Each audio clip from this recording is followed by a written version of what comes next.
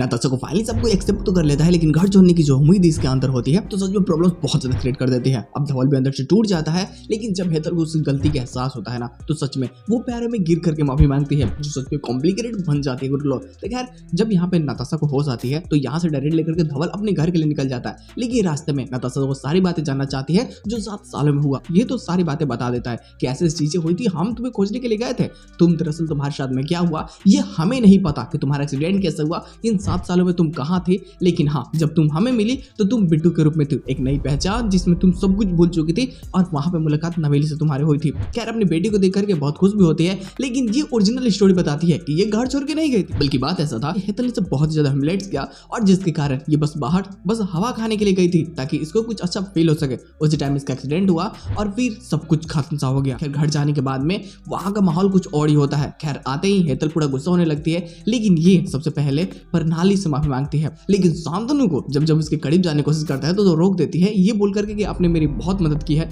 शायद कोई और होता तो नहीं करता, आप गैरों से कहीं ज्यादा बड़े हैं हमारे लिए और थैंक्स। अब ये बातें सुनने के बाद में उसे लगता है कि ये सब कुछ होश आ चुका है, यानी कि ये अब अपने बेटू को खो चुका है। इसका दर्द इसे बहुत ज्यादा परेशान करता है। धीरे धीरे जब तमाशा बढ़ने लगता है सब लेकर के आओ और अब हम लोग यहाँ से निकल रहे हैं। नवेली को लगता है कि नहीं कुछ चीजें बहुत अजीब है, वो तो पहले जो जाती है ऊपर के जो इमेजेस होते हैं ना वो सबको लेकर के आती है और इन्हीं इमेजेस के बीच में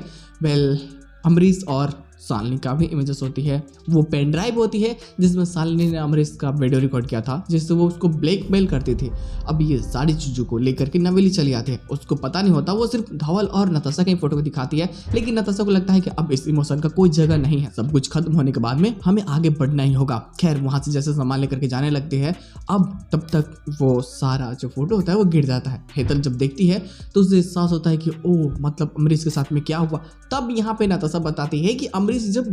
गिरने वाला था उसके पैर को शालिनी ने पकड़ा था और भार ज्यादा होने के कारण अमरीश नताशा को बचाने के लिए कि वो प्रेग्नेंट थी तो वो उसने इसका हाथ छोड़ दिया और वो पानी में गिर गया, उसकी मौत हो गई। ये सारी बातें सुनने के बाद में वो पेन ड्राइव भी हेतल जानना चाहती है कि उसमें है क्या, लेकिन नताशा उसको रोक देती है। वो बताती है कि जो मर चुका है उसके दामन पे दाग लगा करके कोई फायदा नहीं है। अब ये बातें सुनने के बाद में हेतल को उसकी गलती का एहसास होता है कि जो इसने नताशा के साथ में किया, कहीं ना कहीं इतना जो प्रॉब्लम्स नताशा को फेस करनी पड़ी ये सब सिर्फ और सिर्फ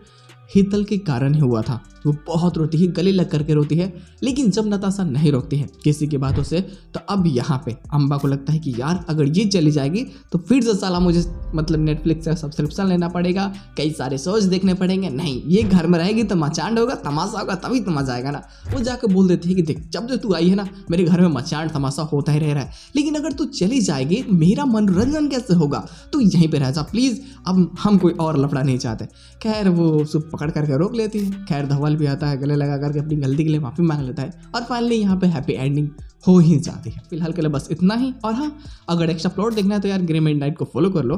ताकि काम आएगा ना बाद में